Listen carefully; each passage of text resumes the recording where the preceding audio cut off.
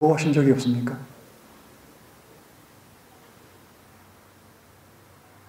율법은 나를 이렇게 이끌어갑니다.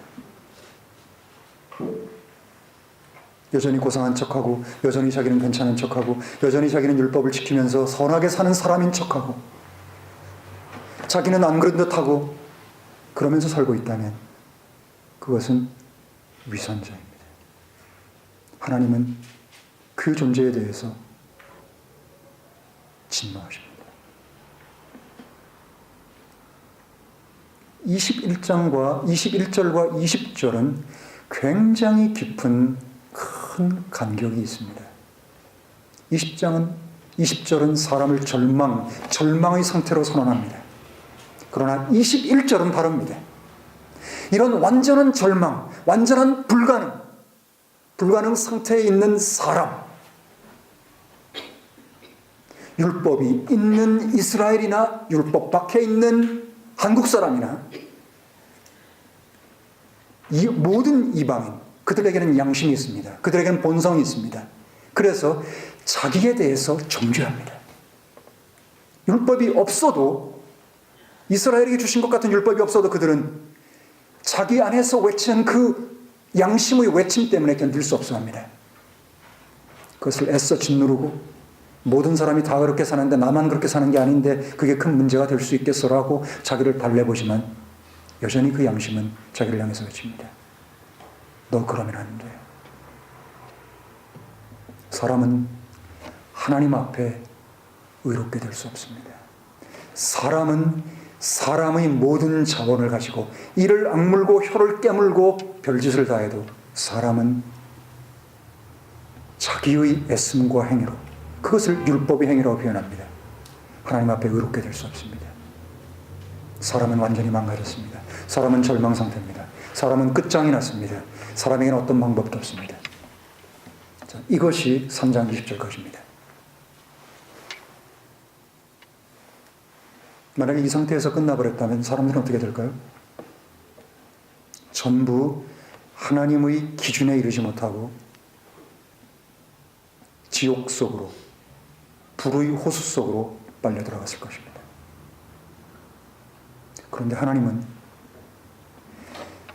사람을 비로 이 첫 번째 창조의 단계인 이 현 세상을 통해서, 현 세상 안에서는 사람들이 자신의 자유의지에 따라, 자기의 선택에 따라 하나님을 버리고 자기를 택해서 죄에 빠져 그가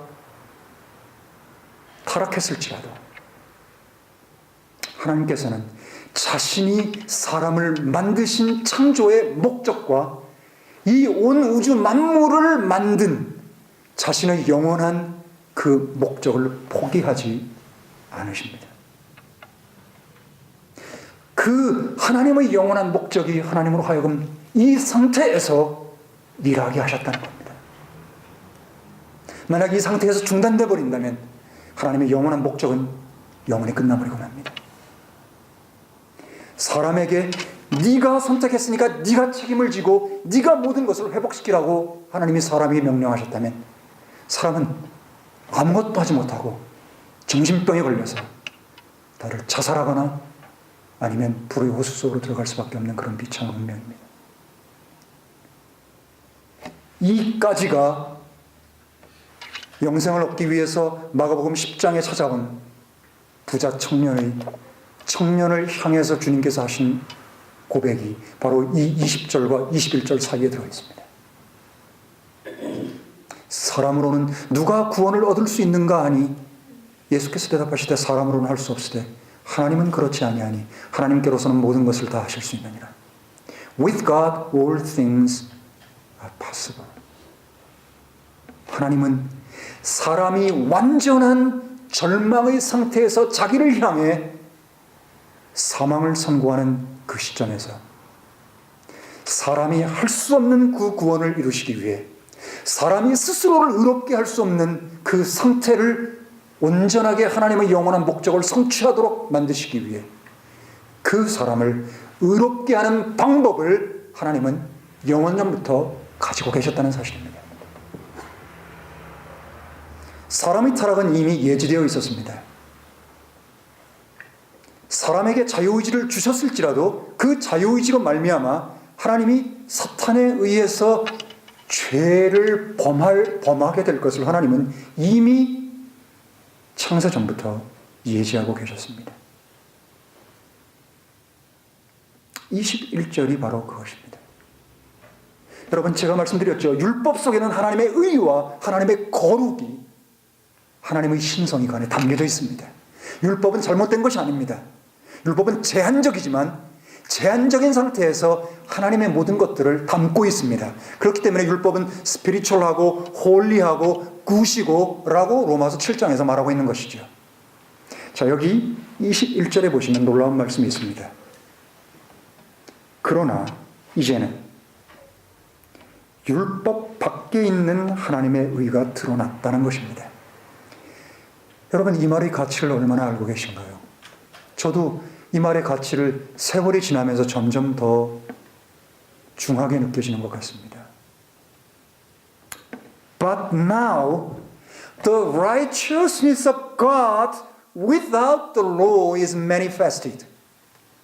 여기서 the righteousness of God을 설명하고 있는 그 다음 단어들이 중요합니다. Without the law. 율법 속에 있는 하나님의 의 말고요.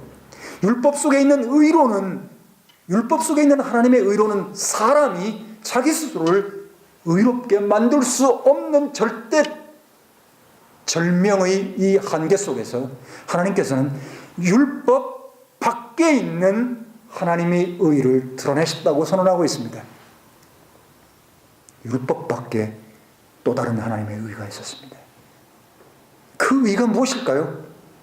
율법을 지키는 행위를 통해서 행위자가 자기를 의롭게 만드는 그 방법이 아닌 또 다른 방법을 하나님 말씀하고 있습니다. 21절에 곧 율법과 대언자들에 의해 증거를 받은 그것이라고 얘기하고 있습니다. 그게 뭡니까? 22절에 even, 곧이라고 합니다. 곧이 뭡니까? 더 보충해 설명하고 있는 것입니다. 이 율법 밖에 있는 하나님의 의가 무엇이냐? 그것은 율법과 대언자들에게 증거를 받은 것인데 그것이 무엇이냐? 예수 그리스도를 믿음으로 말미암는 하나님의 의라고 설명하고 있습니다. 예수를 믿게 되면 하나님이 부여해 주는 의가 있다는 것입니다. 사람이 내가 하나님이 주신 모든 율법을, 하나님이 주신 내 안에 양심이 말하는 모든 것들을 다 지킴으로써 하나님 앞에 저 괜찮지요, 저 의롭지요, 저 하나님이 기뻐하실 수 있지요 라고 하는 그 방법이 아니라, 그 방법은 불가능하니까, 그 절대적으로 고통하고 괴로워하는 그 존재에게 하나님의 율법 밖에 있던 또 다른 하나님의 의가 드디어 어느 날 어느 시점에 사람에게 나타났다는 것입니다. 근데 나타났는데 이 나타난 것이 아무 과거에 아무런 언급도 없이 나타난 것이 아니라 율법과 대언자들에게 미리 알려져서 하나님의 또 다른 의가 있다는 사실을 알게 해줬다는 사실입니다. 예수 그리스도를 믿음으로 말미암는 하나님의 의. 여러분은 그 의를 가지고 있습니까? 예수 그리스도를 믿게 되면, 예수 그리스도가 믿어지면 하나님은 나를 의롭다고 선언하신다는 겁니다. 하나님은 나를, 너 죄가 없다, 너는 내가 다 용서했기 때문에 더 이상 용서해 줄 수 있는 죄가, 내가 절대인 자가 찾아봐도 너에게서는 죄를 찾을 길이 없다. 이것이 율법 밖에 있는 또 다른 하나님의 의입니다. 22절, 모든 자에게 그리고 믿는 모든 자 위에 미치나니 차이가 없다. 모든 사람이 죄를 지어 하나님의 영광에 이르지 못하더니 그리스도 예수님 안에 있는 대속으로 말미암아 하나님의 은혜로 값없이 의롭게 되었다고 설명합니다. 저는 3장을 반복해서 읽고 또 읽고 4장을 반복해서 읽으면서 한 단어가 굉장히 눈에 들어왔습니다. 그 한 단어는 아니지만 그것은 바로 be justified라는 수동태입니다. 여러분, justified가 be justified, 20절을 보십시오. 20절을 보시면 Therefore, by the deeds of the law, there shall no flesh to justified in his sight라고 되어 있습니다. 그분